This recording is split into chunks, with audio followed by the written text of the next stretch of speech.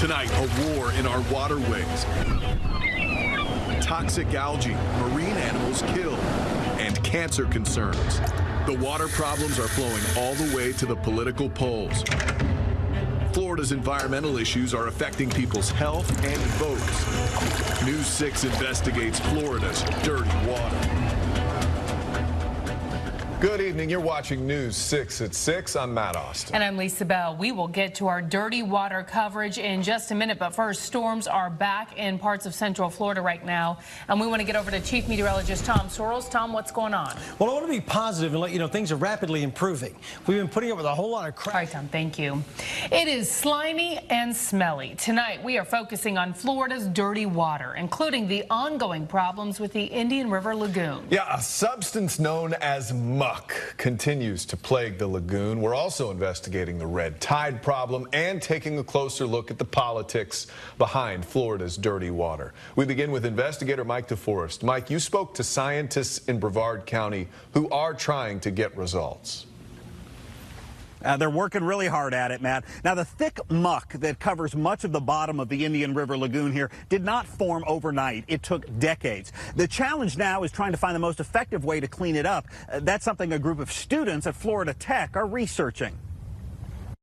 So when he pulls it up, it's really heavy. Yes. Because muck is mostly water and organic matter. So it's really nasty, gross stuff. Exactly. As you can see. This gooey substance is known as muck. And it's kind of like, just like soft, kind of like Play-Doh or something like you played with a kid. Scientists say stormwater contaminated with lawn clippings and fertilizers has contributed to this muck gradually covering the bottom of the Indian River Lagoon, and it's killing off other marine life. You're seeing a lot of leaves, you're seeing a lot of shells, a lot of twigs. What's missing from this muck is microscopic animals called infauna, which fish feed on. These tiny organisms actually hold the key to a good and healthy ecosystem. Graduate students from the Florida Institute of Technology are studying muck and the harm it's causing. Using this equipment, the researchers have discovered muck is depleting oxygen levels in some parts of the Indian River Lagoon. Pretty much no dissolved oxygen in the water. Which is scary. Another casualty, seagrass.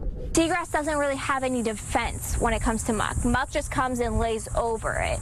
These young scientists are also studying potential solutions. One promising technique is dredging. In some parts of the lagoon, vessels like this one are vacuuming up the muck. Sediment samples from those dredged locations are later taken back to the lab for study. When I was analyzing my data, it shows that the organic content is really reducing. We are seeing a little bit of infauna and clams and bivalves showing up. There's not a lot, but it's more than what we saw 3 years ago. So definitely some promising news. Now, about 2 years ago, Brevard County voters passed a half-cent sales tax to help fund some of the Indian River Lagoon cleanup out here, and that includes that dredging. But as those Florida Tech students pointed out to me, it's not just about the cleanup. We've also got to stop more pollutants from leaving the shore and getting into this water here. Matt and Lisa. Yeah, and Mike, some places scientists have found that stuff 15 feet deep. Thank you so much for that report. Very important. The pollution problems in the Indian River Lagoon are nothing new. We have posted a timeline illustrating when the estuary's issues began and what's being done to fix them. Look for the story at clickorlando.com/water. Tonight, a new report reveals cancer-causing chemicals found in wildlife near Kennedy Space Center. Our news partners at Florida Today spoke with 3 biologists who say they have discovered toxic compounds in alligators, dolphins, fish, and more. The report says the substances are the same chemicals found in groundwater tests in Satellite Beach and Cocoa Beach. The chemicals were used in firefighting foam at Patrick Air Force Base, but tests of the drinking water, which comes from sources on the mainland, showed just trace amounts of the chemicals and is considered safe by the EPA.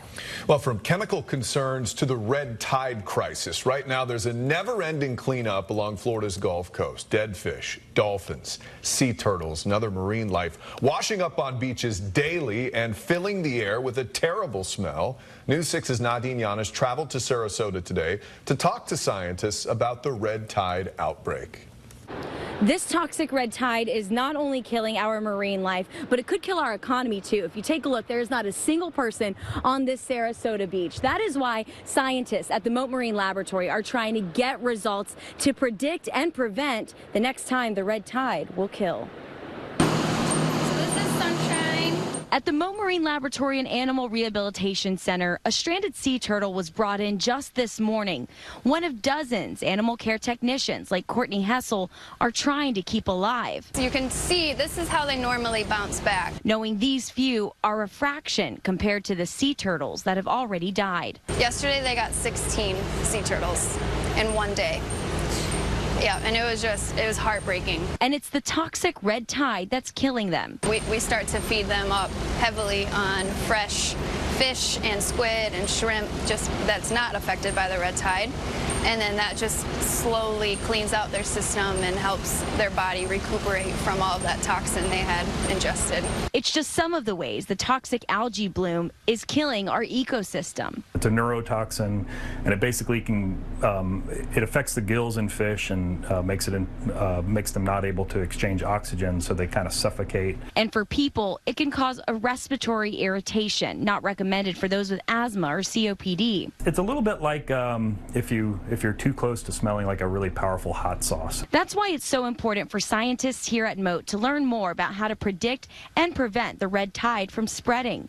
Near residential areas, they filter the water to clean it out. But with the red tide expanding more than 200 miles along the coast of Florida, all scientists say they can do is find out where it's going to kill next. If we know what's going to happen, then we can prepare. If we know that there's going to be if we can forecast that there's going to be a major bloom season, coming in a fall or whenever, then people can prepare. Businesses can prepare, tourists can prepare. So today we just scratched the surface with scientists over at the Mote Marine Laboratory and Aquarium. I asked so many questions about the toxic red tide, what causes it, and why Central Floridians should be concerned. You can see all of the questions and those scientists' answers in a digital web extra that we're putting together on clickorlando.com.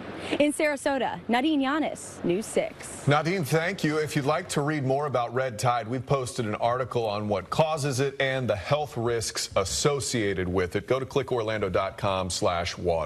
The timing of all this has Florida's top political candidates making sure voters know they are paying attention. Many of them are coming out saying they know something needs to change to fix the issues. But as News 6 investigator Mike Holfeld found out, this is not an overnight fix. He joins us now in the studio. No, we're talking years, guys. Yeah. I've been here 20 years. I've never seen it this bad. Never. Hi, everyone. Listen, it'll take time, money, and a plan to protect Florida's waterways. The science is this. Nutrients are being flushed into the Okeechobee, triggering algae bloom growth. As for the politics, well, Matt told you, it's an election year, and the top political candidates know rhetoric just won't cut it.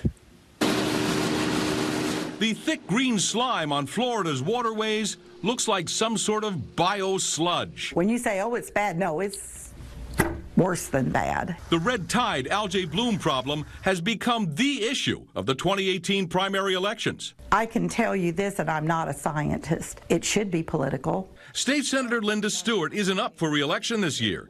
Still, as a member of the State Environmental Committee, I'm here in Stewart, Florida. She wanted independent samples of the St. Lucie River's algae-choked waters. That's good. That sample was taken on August 12th.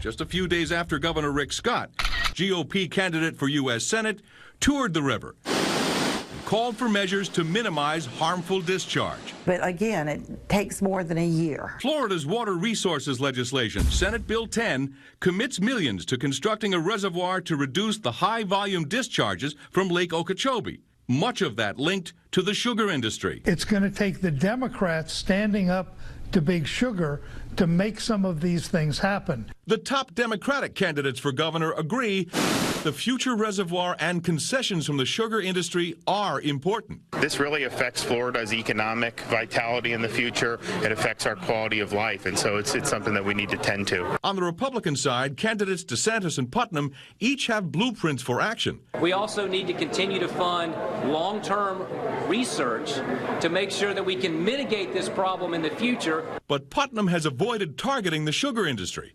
Experts agree that could cost him votes in South Florida. If you've got algae in your front yard, it's going to affect how you vote.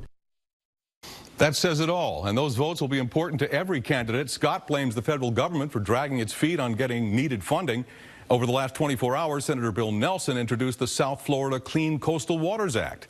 Now, that would direct the interagency task force on harmful algae blooms to assess the problem and to determine the federal resources available to solve these challenges. Everybody knows we got to solve it, Lisa, but there's a lot of work ahead. Mike Colfeld reporting. Thank you. Our coverage of Florida's dirty water continues on News 6 at 7. We will take a look at solutions, including how to care for your lawn to help the lakes and rivers nearby. Also, a creek that runs through Orlando affects the Everglades, how actions in Central Florida are impacting our state's wetlands. Well, this next guy is a hometown hero who's still fighting for his life. I had an update on the Orlando police officer shot in the head during a 24-hour standoff. Also ahead, a woman is found dead inside a home, and toddlers are found wandering outside. What else we know about this homicide investigation, that's next. You're watching News 6 at 6, getting results for you tonight. We'll be right back. Sponsored by Florida Hospital, ranked #1 in Orlando by U.S. News and World Report again. Live with Matt Austin, Lisa Bell, weather with Chief Meteorologist Tom Sorrells, and sports with Jamie Say. This is News 6 at 6, getting results. Developing tonight, a grandmother is found dead inside a home. Now deputies are searching for her boyfriend. They believe he's a suspect in her death. This all happening at home on Pikes O' the Glen Way. That's in the Pine Hills neighborhood in Orange County. Orange County deputies say before noon today, a woman spotted these two kids just walking alone. The kids took the woman back to the home on that road, and that's where 41-year-old Denise Hales was found dead. Deputies say they're now looking for Bobby Lee Story. Here he is. They say Story has a previous domestic violence incident with Hales. Hales is the grandmother of those kids that were found. It's unclear if Story is related to the children, but if you see him, call 911. New details tonight about the Orlando officer shot during an almost 24-hour standoff. Officer Kevin Valencia had another surgery today, and Orlando police say it went well. Officer Valencia continues to be treated at a facility in Atlanta. He's been there since June, and his medical bills are expensive. There will be a fundraiser for him this weekend at the Post Time Lounge and Sound Theory in Seminole County. Valencia was shot in the head while trying to rescue 4 children from an Orlando apartment. The gunman shot and killed the kids and himself, ending the long standoff. Valencia is a husband and the father of 2 young kids. New details tonight about the use of force investigation involving the man accused of killing 2 Kissimmee police officers. An investigation revealed officers did not use excessive force when moving Everett Miller to a different unit in the Osceola County Jail, but they did not follow certain policies. The corrections staff told investigators Miller did not comply with their commands, so they got physical. Miller was moved to the Orange County Jail during the use of force investigation, also because he's accused of making threats toward Osceola jail workers. Miller is charged with killing Sergeant Sam Howard and Officer Matthew Baxter last year. Chief Meteorologist Tom Sorrells joins us now. We always have to look at these tropics every chance we get. Yeah, but I'm feeling better all the time, man. I hate it when I say that because you don't want to jinx anything. But earlier this week when I circled the big thing on Africa, we're like 20% chance, antennas went up. Chances are gone. Take a look at what's going on right now. Everything has died out there. Yesterday at this time, I kept talking about this big circle we had on this wave coming off the week. Still feels like August. It's hot. It rains in spots every afternoon. All right, Tom, thank you. The way it goes.